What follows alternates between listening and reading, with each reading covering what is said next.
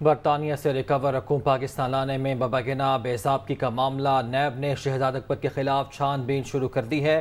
NAB نے وزیر اعظم office کو ریکارڈ فراہمی کے لیے خط بھیج دیا۔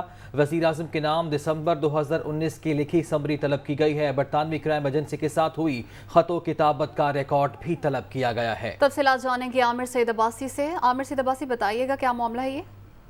دیکھیے، برطانیہ سے موصول ہونے والی رقم پر جو ایسٹ ریکوری یونٹ جس کی سربراہی شہزاد اکبر کر رہے تھے، اس پر نیب نے باقاعدہ انکوائری شروع کر دی ہے اور وزیر اعظم آفس کے جو پرنسپل سیکرٹری ہیں ان کو نوٹس جاری کر دیا ہے اور یہ کہا ہے کہ شہزاد اکبر کی سربراہی میں جو چلنے والا ایسٹ ریکوری یونٹ ہے اس نے جو برطانیہ سے موصول ہونے والی رقم ہے اس میں کرمنل بریچ آف ٹرسٹ کیا اور اس میں مس یوز آف اتھارٹی کیا اور اس سے متعلق جو اصل ریکارڈ ہے اس کو چھپایا گیا۔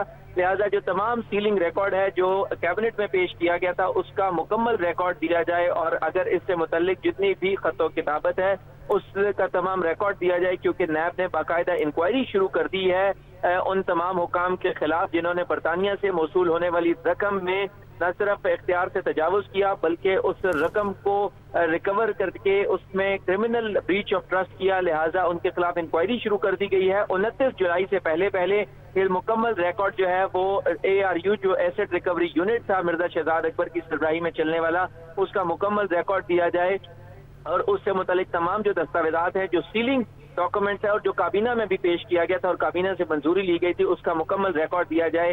نیب نے باقاعدہ انکوائری شروع کر دی ہے، لہٰذا اس میں نیب اب تمام جو فریقین ہیں ان سے متعلق چھان بین کر رہا ہے۔ لہٰذا نیب نے باقاعدہ خط ارسال کر دیا ہے وزیر اعظم کے سیکرٹری کو اور یہ کہا ہے کہ 29 جولائی سے پہلے ان تمام جو ایسٹ ریکوری یونٹ کا ریکارڈ ہے وہ حوالے کیا جائے تاکہ نیب اس میں مزید کارروائی کر سکے۔ جی عامر سید عباسی، بہت شکریہ آپ کا۔